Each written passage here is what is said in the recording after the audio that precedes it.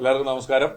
നമസ്കാരം എന്ന് പറയുമ്പം ഇവിടെയുള്ള മാധ്യമങ്ങൾ, അതിനോടൊപ്പം കഴിഞ്ഞ കുറേ അധികം നാളുകൾ, ഏതാണ്ട് 25 വർഷത്തോളമായിട്ട് ടെലിവിഷനിലൂടെയും സിനിമയിലൂടെയും വേദിയിലൂടെയും എല്ലാം എന്നെ കാണുകയും കേൾക്കുകയും പ്രോത്സാഹിപ്പിക്കുകയും ഒക്കെ ചെയ്തിട്ടുള്ള മലയാളികൾ, ഇപ്പോൾ പ്രത്യേകിച്ച് പാലക്കാടുള്ള പ്രിയപ്പെട്ട ജനങ്ങൾ, എല്ലാവർക്കും നമസ്കാരം. തൃപ്പൂണിത്തുറയിൽ വന്ന് കഴിഞ്ഞ കുറേ നാളുകളായിട്ട് താമസിക്കുന്നു. ബാബുച്ചേട്ടൻ്റെ മണ്ഡലത്തിലാണ്. ബാബുച്ചേട്ടൻ്റെ വീട് ഇവിടെ തൊട്ടെടുക്കാണ്. അയൽവക്കംകാരൻ കൂടെ ആയിട്ടാണ് ബാബുച്ചേട്ടൻ ഇവിടെ ഇരിക്കുന്നത്. ഇന്ന് തെരഞ്ഞെടുപ്പുമായി ബന്ധപ്പെട്ട് അത് കോൺഗ്രസിൻ്റെ കൈപ്പത്തി ചിഹ്നത്തിൽ മത്സരിക്കുക എന്ന് പറയുന്നത് വലിയൊരു ഭാഗ്യമാണ്. അതെൻ്റെ ജന്മനാടായ, ഞാൻ പാലക്കാട് ജില്ലയിലെ കുഴൽമന്നം എന്ന് പറയുന്ന സ്ഥലത്താണ് ജനിച്ചത്. എൻ്റെ അമ്മയുടെ നാട് കുഴൽമന്നത്താണ്. പിന്നീട് വന്ന് അച്ഛന് വെള്ളൂർ പേപ്പർ കമ്പനിയിൽ ജോലിയായിട്ട് ഇങ്ങോട്ട് വന്നതാണ്. അതിനു മുമ്പ് അച്ഛൻ എയർഫോഴ്സിലായിരുന്നു. എയർഫോഴ്സിൽ നിന്ന് റിട്ടയർ ആയിട്ടാണ് വന്നത്. അപ്പോൾ അങ്ങനെ ജോലി സംബന്ധമായിട്ട് ഇങ്ങോട്ട് വന്നതാണ്. നാട്ടിലേക്ക് തെരഞ്ഞെടുപ്പാർത്ഥം പോവുകയാണ്. എല്ലാവരുടെയും സ്നേഹവും സഹകരണവും പ്രോത്സാഹനവും എല്ലാം പ്രതീക്ഷിക്കുന്നു. ഇനി ചോദിക്കാം അല്ലേ? ഒരുപാട് നാളുകൾ ഇവിടെ തൃപ്പൂണിത്തുറ താമസിക്കുന്ന ആളാണ്. കംഫർട്ടബിൾ ആയ സീറ്റ് തൃപ്പൂണിത്തുറ ആയിരുന്നില്ലേ?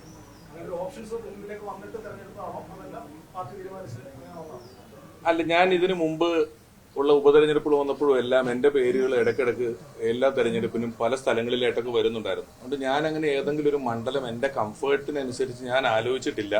തെരഞ്ഞെടുപ്പിന് നിൽക്കുക എന്നുള്ള കാര്യം തന്നെ വളരെ ശക്തമായി ആലോചിച്ചിരുന്നില്ല. ഞാൻ കഴിഞ്ഞ തവണ പേര് വന്നപ്പോഴും പറഞ്ഞത്, എന്നെ നിർത്തിയാലും നിർത്തിയില്ലെങ്കിലും പരാതികളുള്ള ആളല്ല ഞാനെന്നും അതൊരു പ്രശ്നമല്ല എന്നുമാണ് പറഞ്ഞിരുന്നത്. അപ്പൊ പാലക്കാടാണ് പാർട്ടി എന്നോട് ആവശ്യപ്പെട്ടത്. അപ്പൊ അത് ഇരുകൈ നീട്ടി സ്വീകരിക്കുക എന്നുള്ളതല്ലാതെ എന്റെ കംഫർട്ടുകൾക്ക് ഇവിടെ വലിയ പ്രാധാന്യം ഇല്ല എന്നാണ് ഞാൻ വിശ്വസിക്കുന്നത്.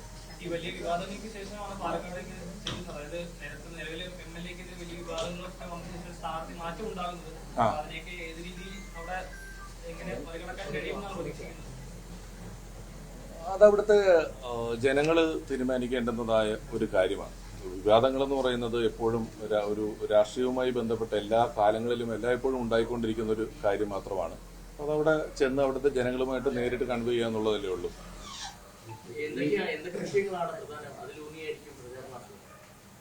അല്ല, പ്രചരണം കൂടുതൽ ജനങ്ങളെ കാണുക, പരിചയപ്പെടുക, നേരിട്ട് വോട്ട് അഭ്യർത്ഥിക്കുക എന്നുള്ള രീതിയിൽ തന്നെയായിരിക്കും. പ്രചരണത്തിന് അങ്ങനെ പ്രത്യേക തന്ത്രങ്ങളൊന്നും പ്രയോഗിക്കുന്നതിനായിട്ടുള്ള ഉദ്ദേശങ്ങളൊന്നുമില്ല. ജനങ്ങൾക്ക് ഒരു പരിചയപ്പെടുത്തലിന്റെ ആവശ്യം എനിക്കില്ല എന്നാണ് ഞാൻ വിശ്വസിക്കുന്നത്. കാരണം നമുക്കിനി വളരെ പരിമിതമായ സമയമേ ഉള്ളൂ. ഞാൻ ഇന്ന ആളാണ് എന്ന് അവിടെയുള്ളവരോ മറ്റൊരു മലയാളിയോട് പോയി പറയേണ്ട ആവശ്യകത ഇല്ല എന്നുള്ളതാണ് എനിക്ക് ഒരു ഉപകാരമായി മാറുമെന്ന് വിചാരിക്കുന്ന കാര്യം. അപ്പോൾ ചെല്ലുക, എല്ലാവരോടും ആത്മാർത്ഥമായി വോട്ട് അന്വേഷിക്കുക. എനിക്ക് മുൻപ് ഇരുന്ന MLA മാർ, അത് ഷാഫി ഒരു വലിയ കാലഘട്ടം അവിടെ ഗംഭീരമായി നോക്കി നടത്തുകയും അവിടെ ഒരുപാട് വിപ്ലവകരമായ മാറ്റങ്ങൾ കൊണ്ടുവരികയും ചെയ്തു. തുടർന്ന് വന്ന രാഹുലും ആ മേഖലയിൽ കാര്യങ്ങൾ ചെയ്തിട്ടുണ്ട്. അവരെല്ലാം കൊണ്ടുവന്ന നല്ല കാര്യങ്ങൾ, നല്ല പ്രവർത്തനങ്ങളുടെ തുടർച്ച ഏറ്റവും ഭംഗിയായിട്ട് ഉണ്ടാക്കുക, കൂടുതൽ നല്ല കാര്യങ്ങൾ ചെയ്യുക. ഒരു പരിധിവരെ പാലക്കാടുള്ള ജനങ്ങളുടെ ശാരീരികമായ ആരോഗ്യത്തിനും മാനസികമായ സന്തോഷത്തിനുമായിരിക്കും ഞാൻ ഏറ്റവും കൂടുതൽ പ്രാധാന്യം കൊടുക്കുക.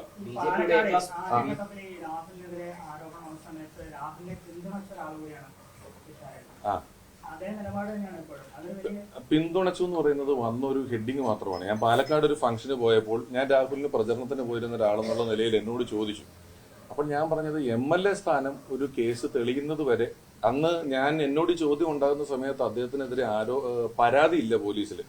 ഈ സാമൂഹ്യ മാധ്യമങ്ങളിലും വാർത്തയിലും വന്ന ആരോപണങ്ങൾ മാത്രം നിൽക്കുന്ന ഒരു സമയത്താണ് ഞാൻ പാലക്കാട് ഒരു ഫംഗ്ഷന് പോയത് ഈ ചോദ്യം ഉണ്ടാകുകയും ചെയ്യുന്നത്. അന്നാണ് ഞാൻ പറഞ്ഞത്, ഒരു പരാതി വന്ന, അതായത് ആരോപണം വന്ന, പോലീസിൽ പരാതി ഇല്ലാത്ത സമയത്ത് തന്നെ പാർട്ടി അദ്ദേഹത്തിനെതിരെ പൂർണ്ണമായും പാർട്ടിയുടെ എല്ലാ സ്ഥാനങ്ങളിൽ നിന്നും മാറ്റുകയും ഒക്കെ ചെയ്തിരുന്നു.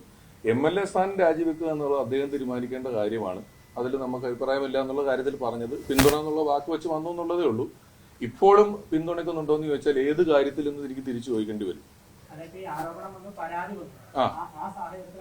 ആ സാഹചര്യത്തിൽ രാഹുൽ മാങ്കൂട്ടത്തിൽ എന്ന് പറയുന്ന വ്യക്തി, പാലക്കാടിലെ ഇപ്പോഴത്തെ MLA, അദ്ദേഹത്തിനെതിരെ ആരോപണങ്ങൾ, പോലീസിലുള്ള പരാതികൾ, അദ്ദേഹത്തിനെതിരെ കേസുകൾ ഉണ്ടെങ്കിൽ അതുമായി ബന്ധപ്പെട്ട എല്ലാ വിവരങ്ങളും കോടതിയിൽ ഇരിക്കുകയാണ്. കോടതി അതിനെക്കുറിച്ച് അന്വേഷിക്കും. അദ്ദേഹം തെറ്റുകാരനാണ്, അല്ലെങ്കിൽ അദ്ദേഹം അത്തരത്തിലുള്ള തെറ്റുകൾ ചെയ്തിട്ടുണ്ടെങ്കിൽ അതിനുള്ള വിധി വരും. അത് സ്വാഭാവികമായിട്ടും അദ്ദേഹത്തിന് ഉത്തരവാദിത്തപ്പെട്ടൊരു കാര്യവും അദ്ദേഹം അതിന്റെ വിധി അനുകൂലമായാലും പ്രതികൂലമായാലും അദ്ദേഹം അനുഭവിക്കുക എന്നുള്ളൂ. എന്നാൽ അവിടെ എല്ലാ പഞ്ചായത്തിലും ഒരു ഓഡിറ്റോറിയങ്ങൾ ഉണ്ടാകാനുള്ള ഒരു പദ്ധതി കൊണ്ടുവന്നു.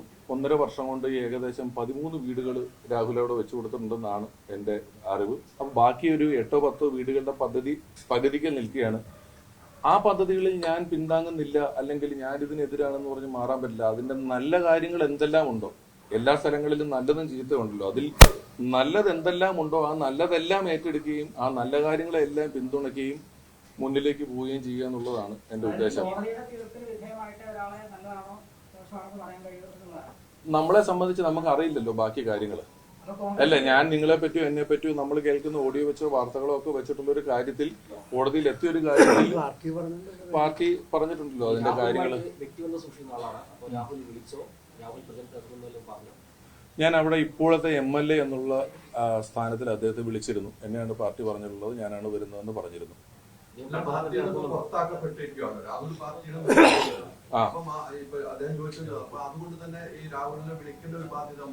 അദ്ദേഹം ഇപ്പോഴത്തെ MLA ആണ്. അവിടുത്തെ ഇപ്പോഴും ഇന്നലെ ഇലക്ഷൻ പ്രഖ്യാപിക്കുന്നത് വരെയും അവിടുത്തെ MLA ആണ്.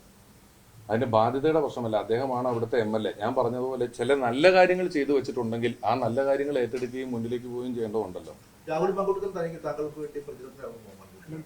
അതെല്ലാം പാർട്ടി നേതൃത്വവും പാർട്ടിക്കാരും തീരുമാനിക്കുന്നതനുസരിച്ച്. ഞാനിപ്പോ ഇവിടുന്ന് ഇന്ന് പാലക്കാടേക്ക് എത്തുന്നതേ ഉള്ളൂ. അതനുസരിച്ചിട്ടാണ് കാര്യങ്ങൾ തീരുമാനിക്കുന്നത്.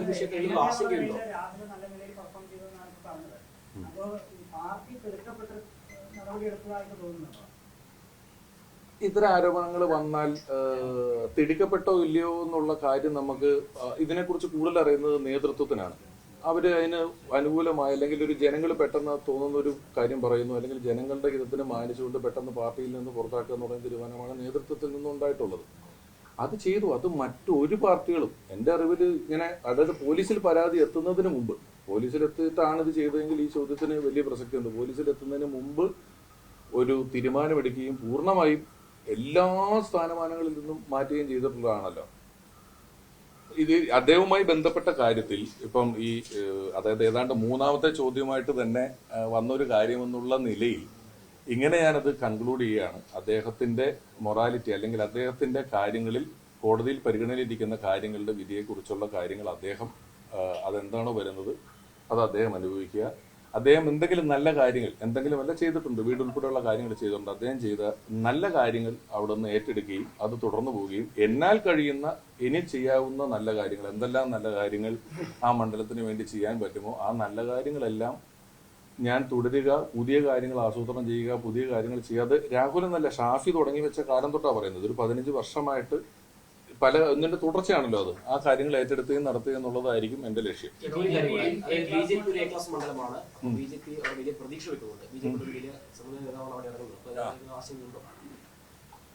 BJPയുടെ ഒരു സമന്വിതമായ നേതാവാണ് വരുന്നത്. ഞാൻ എതിർപക്ഷം എന്ന വാക്ക് ഒരു പാർട്ടിയെ പറ്റിയും പറയുന്നില്ല, മറ്റൊരു പക്ഷം എന്ന വാക്ക് പറയാനാണ് ആഗ്രഹിക്കുന്നത്. അത് മറ്റൊരു പക്ഷത്തുള്ള സ്ഥാനാർത്ഥികളും ഞാനുമായിട്ടുള്ള ഒരു ഓട്ട മത്സരമൊന്നുമല്ല ഇത്.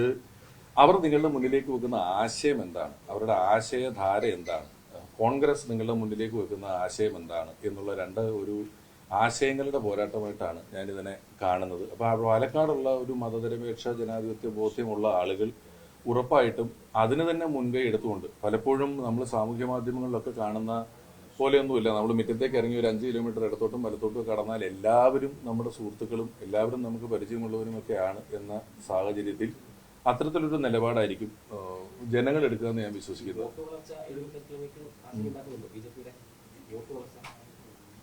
ഇല്ല, അതിനെക്കുറിച്ച് അത്ര വലിയ ആശങ്കകളില്ല.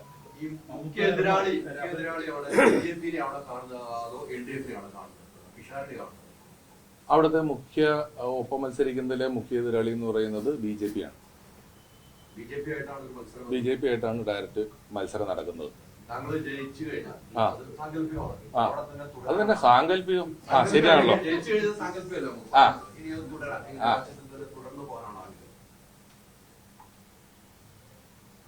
ഞാൻ ഇതിനു മുമ്പും രാഷ്ട്രീയത്തിലുണ്ടല്ലോ. രാഷ്ട്രീയത്തിൽ തന്നെ തുടർന്നു പോകാൻ ചോദിക്കാൻ ഞാൻ ഇതിനു മുമ്പ് ഇല്ലാത്തതുപോലെ അല്ല. ഞാൻ ജയിച്ചു കഴിഞ്ഞാൽ എന്നുള്ളതല്ല, ജയിക്കുന്നതിന് മുമ്പും സ്ഥാനാർത്ഥിത്വം കിട്ടുന്നതിന് മുമ്പും എല്ലാം രാഷ്ട്രീയത്തിൽ വളരെ സജീവമായിട്ടുള്ള ആള് തന്നെയാണ്.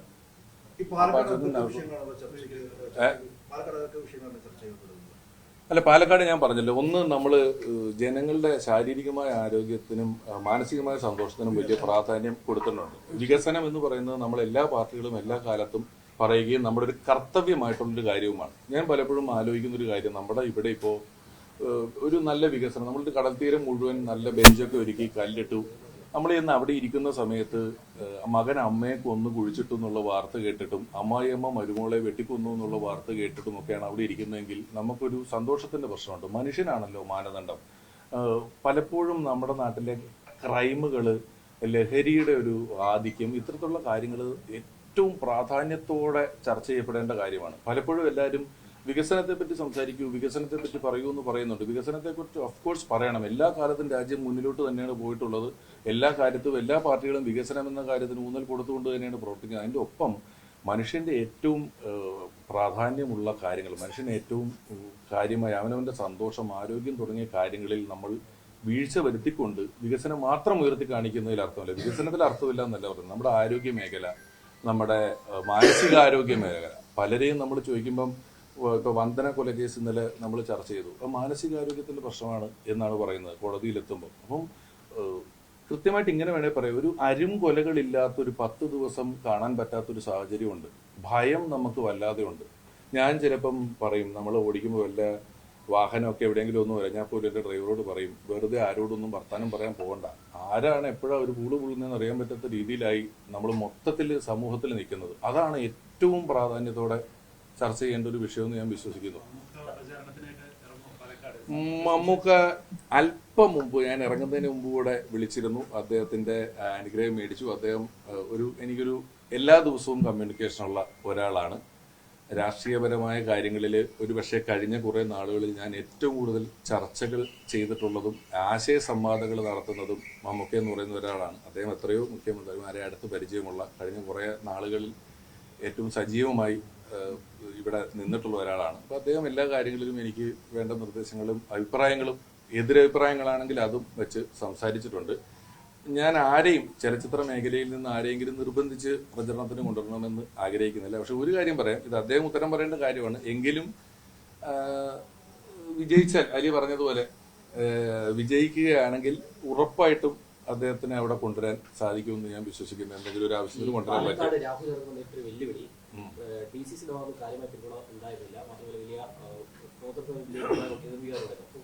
ഞാൻ ചോദിച്ചിട്ട് അടുത്ത 18 ദിവസം നീ രാഹുലിനെ പറ്റി മാത്രമേ ചോദിക്കുന്നുള്ളൂ. നമ്മള് മമ്മൂക്കയിലെത്തിയ കാര്യങ്ങൾ അവിടെ നിന്ന് വണ്ടി എടുത്ത് ഞാൻ ഇതിങ്ങനെ കൺക്ലൂഡ് ചെയ്യുന്നു. അദ്ദേഹം ചെയ്തത് അദ്ദേഹം നല്ല കാര്യങ്ങൾ പറഞ്ഞിരുന്നല്ലോ.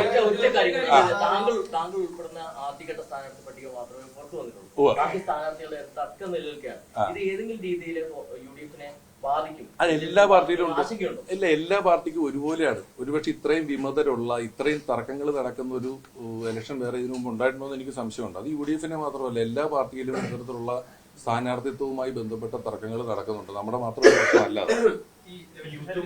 സജീവമായിട്ട് നിൽക്കുന്ന ഒരാളാണ്. സ്വാഭാവികമായും ഈ പ്രചരണമൊക്കെ വരുമ്പോൾ താരങ്ങളൊക്കെ താരപ്രചാരകരായി കാണാൻ കഴിയുമോ? അത് ഞാനിപ്പോ പറഞ്ഞല്ലോ, ഞാൻ ആരെയും അങ്ങനെ നിർബന്ധിച്ച് അവിടെ എനിക്ക് പ്രചരണത്തിന് വരണമെന്നുള്ളത് പറയുന്നില്ല. പിന്നെ സിനിമയിൽ സജീവം എന്ന് പറയുന്ന അത്രയും പടങ്ങൾ ഞാൻ ചെയ്യുന്നില്ല. ഞാൻ ടെലിവിഷനും വേദിയിലൊക്കെയാണ് കൂടുതലായിട്ടുള്ളത്.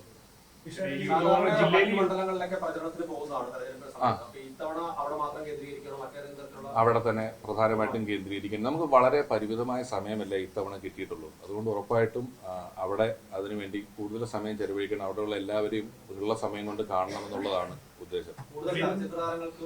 പിന്നെ ഞാൻ ഒരു കാര്യം ഇതിനിടെ പറഞ്ഞിട്ട്, ബാബുച്ചേട്ടൻ ഇവിടെ ഇരിക്കുന്നു. ബാബുച്ചേട്ടൻ്റെ വീട് ഇവിടെയാണ്. അപ്പം ഇടയ്ക്ക് തൃപ്പൂണിത്തുറ എന്ന് പറഞ്ഞൊക്കെ എന്റെ പേര് വരും, അല്ലെങ്കിൽ ഇടയ്ക്ക് വരും. ഞാൻ മമ്മൂക്കയോട് ചോദിക്കുന്നുള്ളൂ പറഞ്ഞതുപോലെ, ഇദ്ദേഹം ബാബുച്ചേട്ടൻ ഒരിക്കൽ എന്നോട് പറഞ്ഞിട്ടുണ്ട്, നിങ്ങളെ പോലെയല്ല, രാവിലെ നടക്കാൻ ഇറങ്ങുമ്പം സീലിന്റെ പാടും സീലും കയ്യിലെടുത്തുകൊണ്ട് നടക്കും. കാരണം വഴിയിൽ ആൾക്കാർ റേഷൻ കാർഡിന്റെ ആവശ്യം പറഞ്ഞാൽ വഴിയിൽ വെച്ച് അത് സീൽ ചെയ്ത് കൊടുത്തും ഒപ്പിട്ട് കൊടുത്തും നടക്കുന്ന ഒരു കാലം, 90കളിലെ കാലമാണ് പറയുന്നത്. അപ്പം ഒരു 10-30 വർഷക്കാലം ഒരു മണ്ഡലം നോക്കി നടന്ന ബാബുച്ചേട്ടന് പോയിട്ട് ഞാൻ ഇടയ്ക്കിടയ്ക്ക് സംസാരിക്കും, എങ്ങനെയാണ് ജനങ്ങളോട് അദ്ദേഹം ഇടപെട്ടിട്ടുള്ളത്, അല്ലെങ്കിൽ എങ്ങനെയാണ് ജനകീയമായിട്ട് നിൽക്കുന്നത് എന്നുള്ള കാര്യങ്ങളല്ല. അപ്പം മറ്റൊരു മണ്ഡലത്തിൽ ഈ ഒരു സാഹചര്യത്തിൽ പോകുന്നതിനേക്കാളും പാലക്കാട് എന്ന് പറയുന്ന എന്റെ ജന്മനാടും അവിടെയുള്ള ജനങ്ങളും അവിടെയുള്ള ജനങ്ങളുടെ ആവശ്യങ്ങൾക്കും തന്നെയായിരിക്കും ഇനി അങ്ങോട്ട് ഏറ്റവും പ്രാധാന്യം ഉണ്ടായിരിക്കുക. സിനിമയിൽ എത്തുന്ന ആളെ ഒരു രാഷ്ട്രീയക്കാരൻ നൽകി നമ്മുടെ കേരളീയ സമൂഹത്തെ സിനിമ ഒരു തൊഴിലായിട്ട് അങ്ങ് കണ്ടാൽ മതി. എല്ലാ രാഷ്ട്രീയത്തിൽ ഇറങ്ങുന്ന എല്ലാവരും എന്തെങ്കിലുമൊക്കെ ഒരു ജോലി ചെയ്യുന്ന ആളുകളാണല്ലോ. നമ്മളൊരു ഉപജീവന മാർഗം എന്നുള്ള നിലയിൽ ചെയ്യുന്ന ഒരു തൊഴിലായിട്ട് മാത്രമേ എത്രയോ അഡ്വക്കേറ്റുമാർ നിൽക്കുന്നു, ഡോക്ടർമാർ തിരഞ്ഞെടുപ്പിന് നിൽക്കുന്നു. അപ്പം അതൊരു ഞാൻ ജീവിക്കാൻ വേണ്ടി ചെയ്യുന്നൊരു തൊഴിലായിട്ട് മാത്രം കണ്ടാൽ മതി.